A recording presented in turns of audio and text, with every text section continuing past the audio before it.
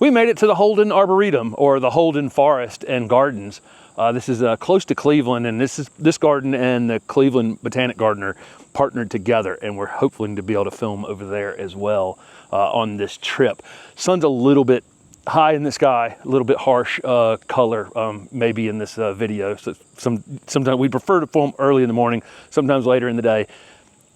This is when we're filming. It's right now. So we're going to show you some of the kind of highlights of the garden here at the Holden Arboretum.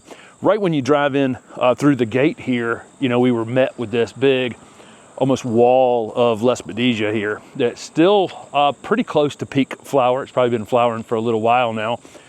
Despite the fact that this is a non-native, there are native bees all over it right now. This is kind of one of those last of the season flowering things, and you can see how heavily it flowers. I do know this plant can be invasive in some places, so I don't know whether it is here in this in the Cleveland area here. They're hardy in like zone 4 to 8, and so typically we don't see them as much down in the Raleigh area as we do here. When we come up north this time of year in the late summer, early fall, we'll see tons of this Lespedeza thunbergii. There's a Abies concolor back there, the blue conifer that's sticking up right there. That's a great example of one. It was just what a perfect plant. Has that bluish color to it. That was a native to the western part of the United States. And one of my just all-time favorite conifers. That one's just got plenty of space. You know, I have no idea how long ago it was planted or how big it was when it went in, but what an absolutely perfect specimen of Abies concolor. This magnolia is called sunspire, and we're always looking for narrow trees, right? Lots have gotten smaller over time, and when you come into one of these gardens and see, you know, one of these upright narrow trees that pretty much everybody's got room for, this is the perfect corner foundation plant. This one's called sunspire, if I haven't said that already. But it's the perfect kind of corner plant, one that you can plant, you know, out somewhere where you just don't want limbs in your face. You know, I can walk through, I'm not going to walk through this bed right now, but I can walk really close to this tree. It's not going to have limbs in my face. I can still manage and maintain around it pretty easily. Really is kind of a perfect, one of those great selections for ornamental plants. There's right off the bat, there's several groupings of our little blue stem planted here. This one is called Twilight Zone, but there's a lot of named selections now of blue stem, more and more, and we've shown it in, you've gone from not showing this plant for 6 years in videos. I always liked it. I mean, I always love it. In the fall when you drive past fields, you know, this is the time of year that the blue stem's showing off. You can see it just standing out. As kind of the goldenrod finishes flowering, this becomes the star of a lot of the fields, you know, that you're passing all across the United States. And, you know, now there's so many people selecting for all this cool foliage color. Look at these purples down in the bottom that start to show up in this. Reds, purples, burgundies. The thing just gets showier and showier all season, and a lot of the selecting has been done. That one somehow got bent down over there, but for the most part you can see this one's very upright and narrow, so good, well-behaved garden plant that you can use, but this one's called Twilight Zone. We've barely made it in here, and we've already seen a ton of cool conifers. This weeping Norway spruce is definitely not an exception to that. Picea Abies pendula. I don't know how long that one's been there, but it's staked pretty high. This is one of those plants that you can continue to stake it higher if you want to. And I see a little tiny piece that's terribly, the light is kind of weird in here, I think, right now. You might not be able to see the detail I would want for you to see, but again, the sun and the shade are playing tricks on us. I see a little bitty tiny piece up at the very tippy top of that thing. And it's offering the opportunity to potentially stake it up right there. You see that little tiny piece? You could stake it a little bit higher if you wanted to risk that in the future, or you can kind of let those weeping Norway spruce kind of crawl across the ground. Down below that is the narrow leaf ironweed. Ironweed is another fall blooming perennial. We've been stuck on this on the channel here recently on purpose because I'm just showing off things that will bloom in the fall. These are almost spent now, but this is Vernonia lettermanii, and this particular species of Vernonia stays much smaller, more like 2.5 feet tall in the garden, and tends to be probably a better overall garden plant than some of the other ironweeds that can get, you know, very, very, very tall. May not be quite as floriferous as some of those, but the foliage is beautiful, the texture is beautiful. But that's the narrow leaf ironweed. We're going to pop out here into the sun and show off these incredible autumn crocus that are full display. We've caught these kind of the peak day for them to be flowering out here, and what a show off. You can see these across the parking lot as we were moving over here. But this is a, you know, fall blooming bulb. We don't have not a tremendous amount of fall blooming bulbs out there, but this is one, if you can get and acquire. It's certainly a beautiful pop of color here in September in the Cleveland area. I was actually kind of surprised. The next plant up here, this is Blatilla. This is the Chinese ground orchid, and we have these in our garden in Raleigh, and I had never really thought about what these are actually hardy to. Just never had any real reason to know that they're actually hardy up to zone 5. And so that surprised me, seeing a ground orchid here in the ground. We have the white and the pink flowering version of that wide strappy foliage that you see is what's left from, you know, it flowered earlier in the season. That's a really healthy stand of them right there. I think they're probably irrigating this, especially right here at the entryway to the garden. We don't irrigate the spot that ours is in very well, and it's got a lot of root competition, so ours has not done this. Ours is still very small clumps, but healthy, reliably flowering in the springtime, an orchid that's hardy for you. This is something unique that we've not ever seen at one of these botanic gardens, is they have hedging shrubs, various hedging shrubs in hedges. You know, so they basically planted maybe 6 or 8 pieces or something like that in a row, and then they have them hedged off. And so some of them are for low hedges, some of them are for taller hedges, but there's yews, so some taxus over there. They've got several selections of boxwoods that are larger growing boxwoods. What else do we have up here, Steph? Chipmunks playing over here. You can probably see the chipmunks these chipmunks are very used to people, probably helping people feeding them. There's some deciduous options in here. So we're filming this toward the end of September, and this is a Korean lilac that would be similar to like Miss Kim lilac that we've shown on the channel. Ours died we had an older one that died last year. Probably had nothing to do with any problem with this particular plant. Don't actually know what happened at our house. This is a dwarf cornice, so lots of different native and non-native low shrubbing dogwoods that will work for this purpose. And again, when we're talking about hedging, we could be talking about, we're going to have a patio and we're going to sit down in the patio, and this is maybe the perfect height. You know, so hedging can be different things for different people, right? Depending on the height that you need them. This is a barberry. Made the mistake of putting my hand in there to find that out.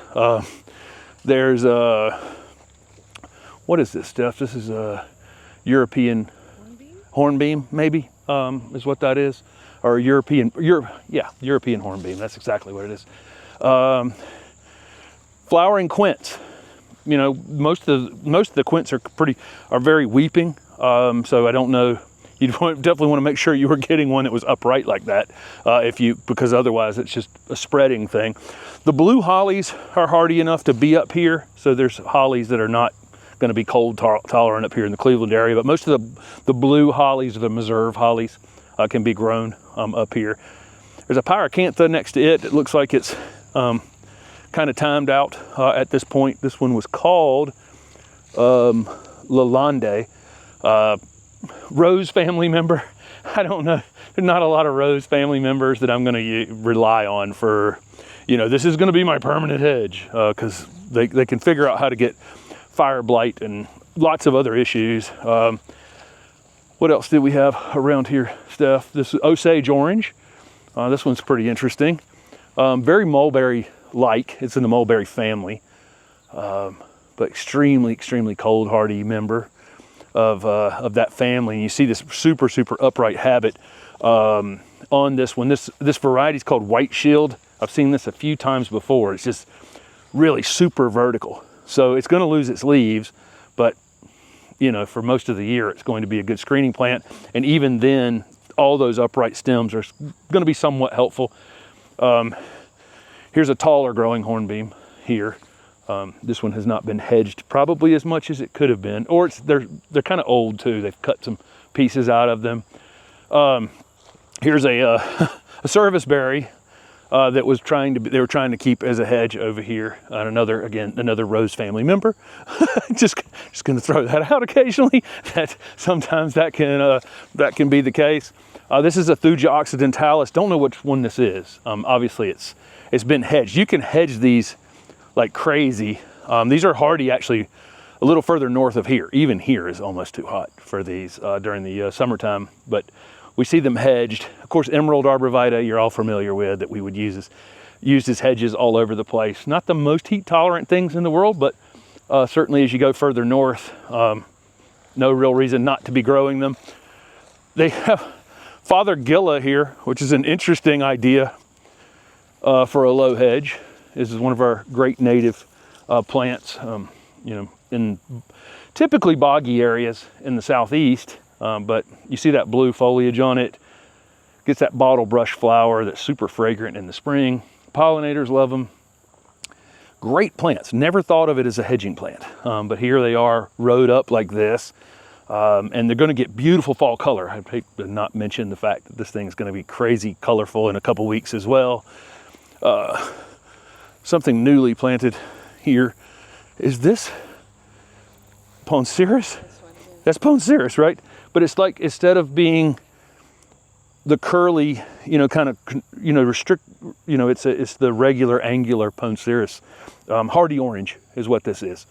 Let's see. Diravilla. This is one that we just don't grow very much in the southeast at all. You come up to the north and we'll see lots and lots of Diravilla. We filmed them at the Morton with Kim Shearer, and anytime we come north, we're going to see Diravilla. I'd actually like to be able to grow this plant in Raleigh. And we could probably find just the right spot that we could keep it a little bit cooler and maybe try to grow Diravilla in the Raleigh garden, but you don't see a lot of it down there at all. Another honeysuckle, a bush honeysuckle there. That one's called Clavy's Dwarf. Physocarpa, or nine bark, with the beautiful purple foliage on it. You can get the nine barks in all different kinds of shapes and sizes. This is obviously a purple leaf form. Really nice. I mean, if you're looking at, you know, when you get further north, you either have conifers or, you know, you start to lose all the leafy evergreens, and it's okay to screen with deciduous plants sometimes. If you're screening a patio area, you know, maybe you're not going to be using it in the winter all that much. You're just trying to get a little privacy on it in the summertime. You know, who cares if this thing loses its leaves? Look how good that looks. Really, really easy, low maintenance option there. Was this a spirea of some kind, Steph? Looks like it. Yeah, I don't know what. Snowmound spirea. This is actually one I used to grow. It's just they've let it get 6 feet tall. Another rose family member, but the spireas tend to be tougher, much tougher members of the rose family, and these can be really hard reset. So if this thing got bigger than you wanted, you could just cut it down. But that snowmound, of course, it would have been covered in white flowers earlier in the season, and the name snowmound would have made a lot more sense. And here we are in the late part of the year. It's still got really nice bluish foliage. Some of these spireas get good fall color, some not particularly. This is Orisha. This is not a plant that I don't think we've ever talked about this plant on the channel before. There is one of these that you can find called, I think it's called Pearl Frost, that's a variegated version of this. I see this hardy in like zones 6 to 8, possibly 9. So I don't know how heat tolerant this plant actually is, but again, I see that variety called Pearl Frost. I think Garden Treasures has it. I think that Plant Delights has grown it in the past, so it's out there, it's available, specialty nursery wise. But again, a variegated version of what you're seeing here, and this is what, 9 feet tall or something at this point. And again, kind of a dense thicket. You know, it's gonna drop leaves, but it's still gonna be a nice dense thicket. So interesting garden space here where you can come and kind of see some of the things that might work for you, you know, if you're trying for low hedging, tall hedging, whatever. There's a hedge here, a very low weeping hedge of cotoneaster. This is horizontalis, so you can get cotoneaster that gets, you can espalier on a wall, weeping cotoneasters, very prostrate ones that grow really flat to the ground.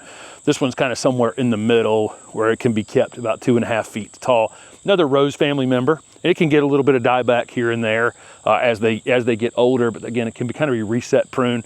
White flowers in the spring, I think they have kind of a funky odor when they come into absolutely full flower. You'd have to get close to it to be annoyed by it, but for me, it's a little bit of sweet to the point of being a little stinky.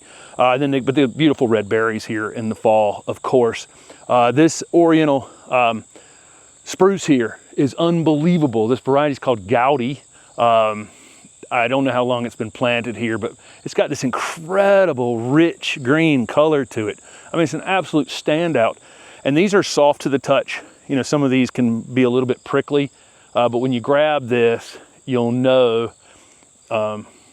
these Oriental spruce is always soft like this. Wacky, just really wild cones on these, and they get covered in this sap. Another feature that I frequently see, if you grab one of these cones, you are going to have a hard time washing your hands later. Every cone is like that. And then a little further up, I think you can see there's a hornet's nest, or a wasp nest of some kind. I'm guessing it's a hornet's nest up in here. They haven't taken it out, so the hornets have been able to, they're not bothering anybody. They're out doing their hunting, and then they're, you know, coming back here and doing their thing. If it was down here, obviously there's people in the garden, kids in the garden, you'd have to do something about it. But one that's that far up in the tree, unless you go up there and start banging on it, you're probably not going to have a problem.